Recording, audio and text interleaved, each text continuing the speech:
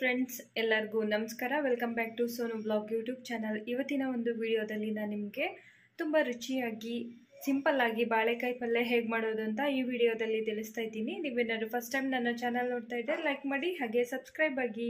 ಹಾಗಿದ್ರೆ ಈ ಒಂದು ರೆಸಿಪಿನ ಹೇಗೆ ಮಾಡೋದು ನೋಡೋಣ ಬನ್ನಿ. ಫ್ರೆಂಡ್ಸ್, ಮೊದಲು ಪಲ್ಯ ಮಾಡೋದಕ್ಕೆ ಮಸಾಲ ರೆಡಿ ಮಾಡ್ಕೊಳ್ತಾ ಇದ್ದೀನಿ. ಒಂದು ಮಿಕ್ಸರ್ ಜಾರಿಗೆ 1/4 ಕಪ್ಪಷ್ಟು ಹಸಿ ತೆಂಗಿನಕಾಯಿ ಪೀಸಸ್ ಮತ್ತು 4 ಒಣಮೆಣಸಿನ್ಕಾಯಿ ಹಾಕ್ಕೊಳ್ತಾ ಇದ್ದೀನಿ. ಹಾಗೆ 1/4 ಸ್ಪೂನಷ್ಟು ಜೀರಿಗೆ ಹಾಕ್ಕೊಂಡಿದ್ದೀನಿ. ಈಗ ಲಿಡ್ ಕ್ಲೋಸ್ ಮಾಡಿ ಇದನ್ನು ಗ್ರೈಂಡ್ ಮಾಡ್ಕೋಬೇಕು. ನೀರು ಹಾಕ್ತೇನೆ ಹಾಗೆ ಗ್ರೈಂಡ್ ಮಾಡ್ಕೋಬೇಕಾಗುತ್ತೆ. ನೋಡಿ, ಈ ಥರ ಗ್ರೈಂಡ್ ಮಾಡ್ಕೋಬೇಕು. ಈಗ ಇದನ್ನು ಸೈಡಲ್ಲಿ ಇಡೋಣ.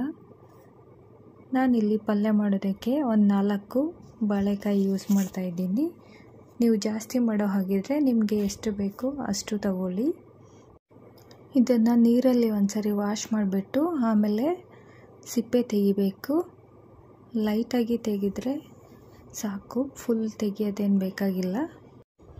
ಪೀಲರಿಂದನೂ ಸಿಪ್ಪೆ ತೆಗಿಬೋದು. ಈಗ ಸಿಪ್ಪೆ ತೆಗೆದು ಆದಮೇಲೆ ಒಂದ್ಸರಿ ವಾಶ್ ಮಾಡಿ ಈ ರೀತಿ ಕಟ್ ಮಾಡಿ ಇಟ್ಕೊಂಡಿದ್ದೀನಿ. ನಿಮಗೆ ಎಷ್ಟು ದಪ್ಪ ಬೇಕು ಅಷ್ಟು ದಪ್ಪ ಕಟ್ ಮಾಡ್ಕೊಳ್ಳಿ. ನಾನು ಈ ಸೈಜಲ್ಲಿ ಕಟ್ ಮಾಡ್ಕೊಂಡಿದ್ದೀನಿ. ಈ ರೀತಿ ಕಟ್ ಮಾಡಿಕೊಂಡ್ರೆ ಪಲ್ಯ ಮಾಡೋದಕ್ಕೆ ಈಸಿ ಆಗುತ್ತೆ. ಈಗ ಸ್ಟವ್ ಆನ್ ಮಾಡಿ ಒಂದು ಬಾಣಲೆ ಇಡ್ತಾ ಇದ್ದೀನಿ. ಈಗ ಇದರಲ್ಲಿ 1-2 ಟೇಬಲ್ ಸ್ಪೂನಷ್ಟು ಅಡುಗೆ ಎಣ್ಣೆ ಹಾಕ್ಕೊಳ್ತಾ ಇದ್ದೀನಿ. ನಿಮಗೆ ಎಣ್ಣೆ ಸ್ವಲ್ಪ ಜಾಸ್ತಿ ಬೇಕನ್ಸಿದ್ರೆ ಇನ್ನು ಸ್ವಲ್ಪ ಹಾಕ್ಕೋಬೋದು. ಎಣ್ಣೆ ಬಿಸಿ ಆದಮೇಲೆ 1/2 ಸ್ಪೂನಷ್ಟು ಸಾಸಿವೆ ಹಾಕ್ಕೊಳ್ತಾ ಇದ್ದೀನಿ. ಸಾಸಿವೆ ಚೆನ್ನಾಗಿ ಸಿಡಿಬೇಕು. ಈಗ ಸಾಸಿವೆ ಸಿಡಿದಿದೆ. ಮತ್ತು 1 ಟೀ ಸ್ಪೂನಷ್ಟು ಕಡಲೆಬೇಳೆ ಹಾಕ್ಕೊಳ್ತಾ ಇದ್ದೀನಿ. ಹಾಗೆ ಸ್ವಲ್ಪ ಕರಿಬೇವಿನ ಸೊಪ್ಪು ಕೂಡ ಹಾಕ್ಕೊಳ್ತಾ ಇದ್ದೀನಿ. ಮತ್ತು 1/4 ಸ್ಪೂನಷ್ಟು ಉದ್ದಿನಬೇಳೆ ಹಾಕ್ಕೊಂಡಿದ್ದೀನಿ. ಈಗ ಇದಿಷ್ಟನ್ನು ಲೈಟಾಗಿ ಫ್ರೈ ಮಾಡ್ಕೋಬೇಕು. ಕಡಲೆಬೇಳೆ ಮತ್ತು ಉದ್ದಿನಬೇಳೆ ಗೋಲ್ಡನ್ ಕಲರ್ ಬರೋವರೆಗೂ ಮಾಡ್ಕೋಬೇಕು. ಮತ್ತು 1-2 ಒಣಮೆಣಸಿನ್ಕಾಯಿ ಸ್ಲಿಟ್ ಮಾಡಿ ಹಾಕ್ಕೊಂಡಿದ್ದೀನಿ. ಈಗ ಕಟ್ ಮಾಡಿರೋ ಬಾಳೆಕಾಯಿ ಹಾಕ್ಕೊಳ್ತಾ ಇದ್ದೀನಿ. ಈಗ ಚೆನ್ನಾಗಿ ಫ್ರೈ ಮಾಡ್ಕೋಬೇಕು. ಒಂದು 2-3 ಮಿನಿಟ್ಸ್ ಈ ರೀತಿ ಫ್ರೈ ಮಾಡಬೇಕು. ಒಗ್ಗರಣೆ ಎಲ್ಲ ಚೆನ್ನಾಗಿ ಮಿಕ್ಸ್ ಆಗಬೇಕು. ಫ್ರೆಂಡ್ಸ್, ಬಾಳೆಕಾಯಿ ಬೇಗನೆ ಸಾಫ್ಟ್ ಆಗಿಬಿಡುತ್ತೆ. ಮತ್ತು 1/4 ಸ್ಪೂನಷ್ಟು ಅರಿಶಿನ ಪುಡಿ ಹಾಕ್ಕೊಳ್ತಾ ಇದ್ದೀನಿ. ಈಗ ಒಂದ್ಸರಿ ಚೆನ್ನಾಗಿ ಮಿಕ್ಸ್ ಮಾಡ್ಕೊಳ್ಳೋಣ. ಅರಿಶಿನ ಪುಡಿ ಹಾಕೋದ್ರಿಂದ ಕಲರ್ ಚೆನ್ನಾಗಿರುತ್ತೆ, ಹಾಗೆ ಹೆಲ್ತಿಗೂ ಕೂಡ ಒಳ್ಳೆಯದು. ಈಗ ಚೆನ್ನಾಗಿ ಮಿಕ್ಸ್ ಮಾಡಿ ಆಗಿದೆ. ಮತ್ತು 1/2 ಲೋಟದಷ್ಟು ನೀರು ಹಾಕ್ತಾಯಿದ್ದೀನಿ. ಬಾಳೆಕಾಯಿ ಬೇಯಿಸ್ಕೊಳ್ಳೋದಕ್ಕೋಸ್ಕರ ನೀರು ಹಾಕಿರೋದು. ನೀರು ಇಷ್ಟೇ ಹಾಕಿದರೆ ಸಾಕು. ನೀವು ಕ್ವಾಂಟಿಟಿ ಜಾಸ್ತಿ ಮಾಡೋ ಹಾಗಿದ್ರೆ ಸ್ವಲ್ಪ ಜಾಸ್ತಿ ಹಾಕ್ಕೋಬೇಕಾಗುತ್ತೆ. ಫ್ರೆಂಡ್ಸ್, ಬಾಳೆಕಾಯಿ ಸಪ್ರೇಟ್ ಬೇಯಿಸ್ಕೊಂಡು ಮಾಡಿದರೆ ಮುದ್ದೆ ಥರ ಆಗಿಬಿಡುತ್ತೆ. ಅದಕ್ಕೆ ಒಗ್ಗರಣೆ ಮಾಡಿ ಈ ರೀತಿ ಬೇಯಿಸ್ಕೋಬೇಕು. ಈಗ ಲಿಡ್ ಕ್ಲೋಸ್ ಮಾಡಿ ಒಂದು 5 ನಿಮಿಷ ಹಾಗೆ ಬೇಯಿಸ್ಕೊಳ್ತೀನಿ. ಈಗ 5 ನಿಮಿಷ ಆದಮೇಲೆ ಲಿಡ್ ಓಪನ್ ಮಾಡಿ ನೋಡೋಣ.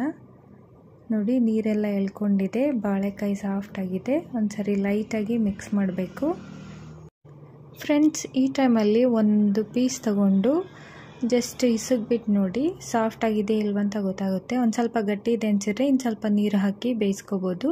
ಈಗ ರುಚಿಗೆ ಬೇಕಾಗಿರೋ ಅಷ್ಟು ಉಪ್ಪು ಹಾಕ್ಕೊಳ್ತಾ ಇದ್ದೀನಿ. ನಾನಿಲ್ಲಿ 3/4 ಸ್ಪೂನಷ್ಟು ಯೂಸ್ ಮಾಡಿದ್ದೀನಿ. ಹಾಗೆ ಗ್ರೈಂಡ್ ಮಾಡಿ ಇಟ್ಕೊಂಡಿರೋ ಮಸಾಲ ಪೌಡ್ರ್ ಹಾಕ್ಕೊಳ್ತಾ ಇದ್ದೀನಿ. ಮಸಾಲಾಗೂ ಕೂಡ ನಿಮಗೆ ಖಾರ ಜಾಸ್ತಿ ಬೇಕನ್ಸಿದ್ರೆ ಇನ್ನೊಂದು 2-3 ಮೆಣಸಿನ್ಕಾಯಿ ಎಕ್ಸ್ಟ್ರಾ ಹಾಕ್ಕೋಬೋದು. ಮತ್ತು 1/2 ಸ್ಪೂನಷ್ಟು ಸಕ್ಕರೆ ಹಾಕ್ಕೊಳ್ತಾ ಇದ್ದೀನಿ. ಈಗ ಚೆನ್ನಾಗಿ ಮಿಕ್ಸ್ ಮಾಡ್ಕೊಳ್ಳೋಣ. ಸಕ್ಕರೆ ಹಾಕೋದ್ರಿಂದ ಪಲ್ಯ ಟೇಸ್ಟ್ ತುಂಬಾ ಚೆನ್ನಾಗಿರುತ್ತೆ.